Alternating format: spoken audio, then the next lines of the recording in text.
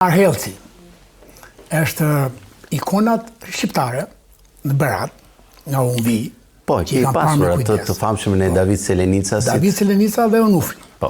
Ndryshojnë nga ikonat e ritit ortodoks grek, që do ta them gjumët dhe greqisha që e përmendë që këtu ne. Ndryshojnë sepse ikonat shqiptare, Onufri, djali i tij, David Selenica e tjerë që ka dhe film, fuste në ikonë sa ortodokse bie fjala sa besimit fetar, po aq edhe njerëzore, fuste njeriu. Dhe është futur Farellci. Dhe Farellci ka një lloj kapele. Dhe ajo kapele kur e shpjegoja një grupi francezëve dhe një grupi shqiptarësh nuk e besoni, quhet Le Chapeau Albanese. Po. Edhe me atë lloj kapele merret ushtari i Mariot, që luftonte ke Bonaparte me që Stratiotët, po. Jo, stratiotët janë 1500-1600. Edhe mbaruan stratiotët, se stratiotët ishin kalosh që ishte e njëjtë apo. Kapelja ishte e njëjtë, bravo. Po edhe stratiotët, po edhe ushtarët e 3000 ushtar i Mariot Meditor, gard pretoriane e Napoleonit, me që folën për Napoleonin, kishin kapele. Edhe kjo kapele është Chapeau Albanese që nuk e luan topi, që po pse se morën francezët, po se morën pas sepse ishin tipike shqiptare që e kishte edhe bujku në ar. E kishte David Selenica, e kishte Onufri në pikturë, në ikonë. Po.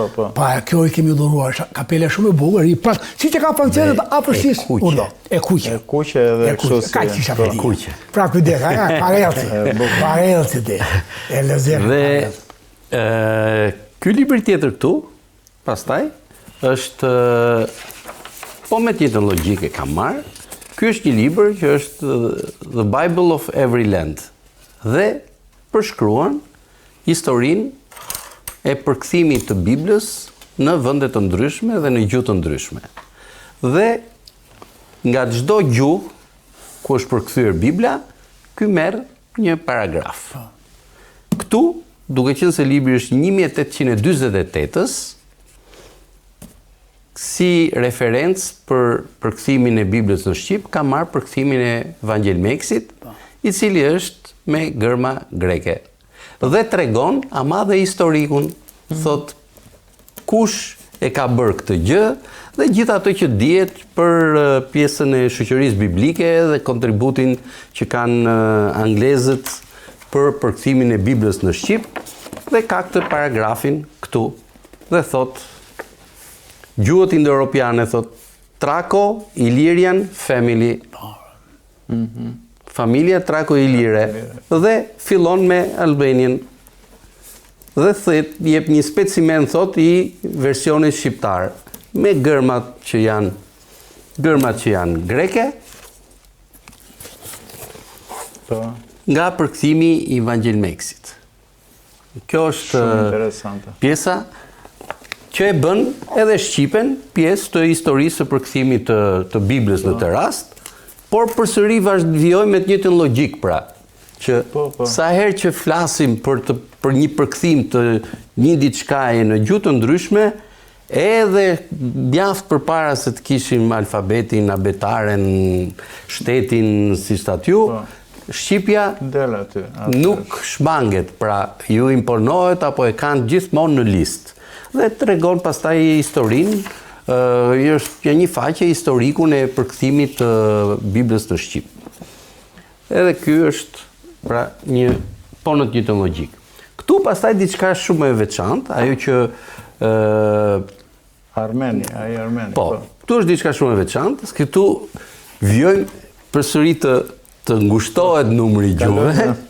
Këtu qes finalet. Ky libër është botuar çdo për rreth një shekull e ca, për rreth 120 vite, çdo 10 deri 20 vjet botohej, është lutja e një shenjtori shumë të famshëm armen.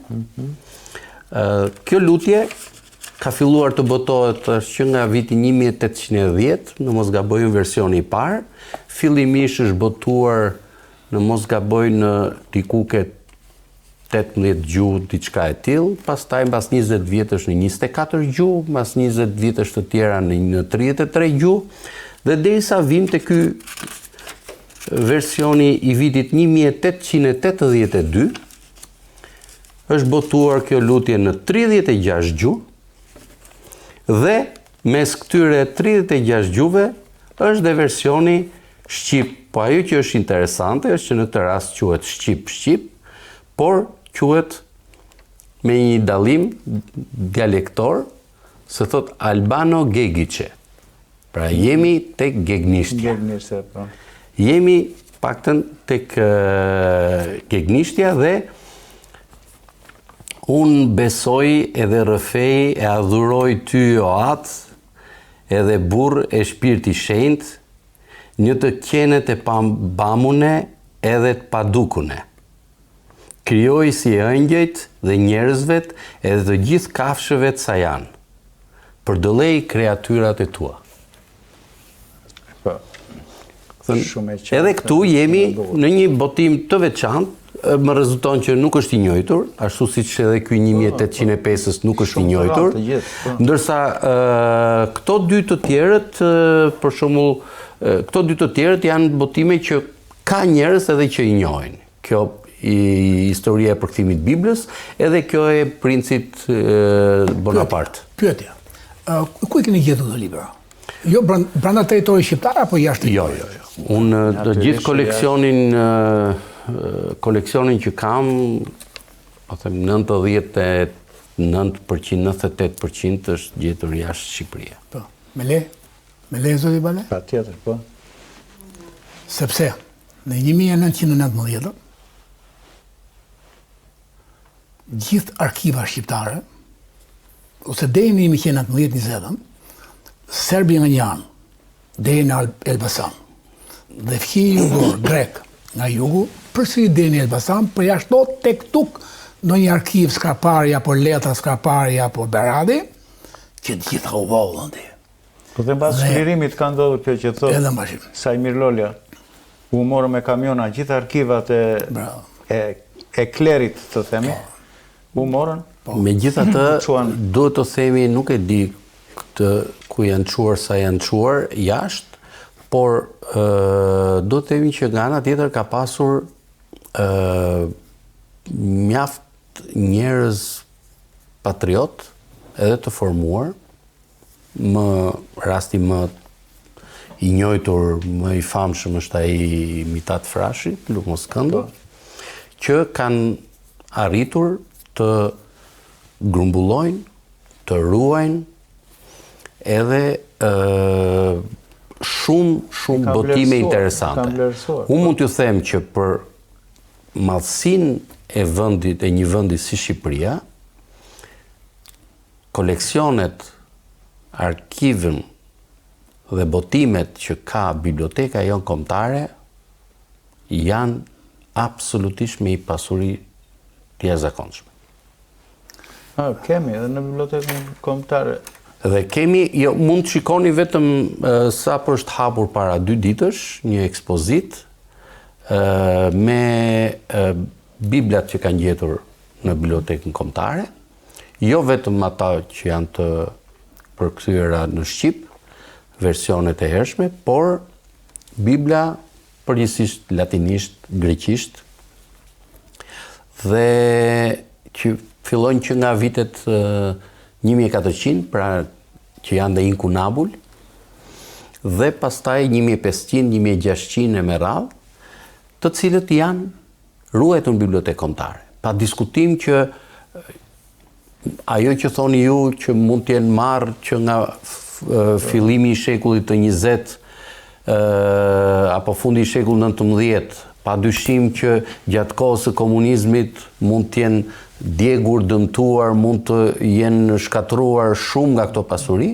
por paralelisht me gjitha këto, se gjitha këto ka ndodhur në gjithë botën, në nivele të ndryshme, kuptohet, pa diskutim, por në gjithë botën ka pasur momente ku shkatroj, neglizhoj, harroj, periudat e errta, periuda i inkuizicioni, periuda censure, periuda nga më të ndryshme që çonin që në mos libri si koncept botimet të caktuara të digjeshin apo të censuroheshin apo të shkatroheshin, dhe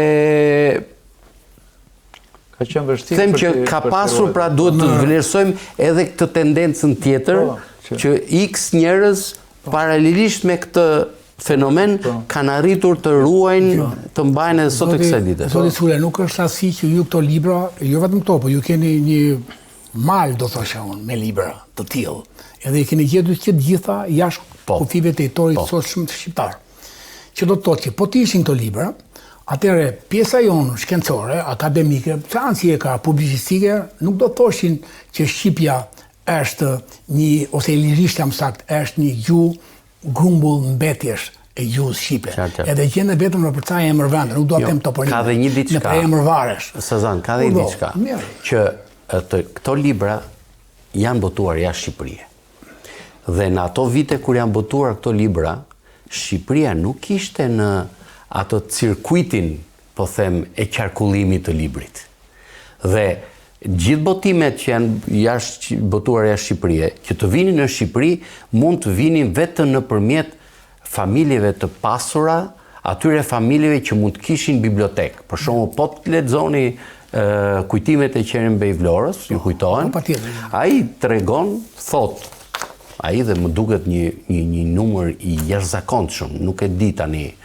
Ka studiues, ka njerëz që interpretojnë që Qerenbej Vlora ka pasur çik tendencë për të hiperbolizuar gjërat, por ai flet që kishte 30.000 tituj në bibliotekën e Vlorajve, në Vlorë. 19.000 dorëzoi Mitat Befrash. Një bibliotekë fantastike, pak a shumë si kjo juaja. Po flasim për në shtëpinë e tij fantastike në mes të Vlorës. Ka pasur familje të pasura në Shqipëri, të cilët vetëm nëpërmjet atyre mund të vinte ky libri i botuar jashtë, sepse Shqipëria nuk bënte pjesë në cirkuitin e tregun e librit.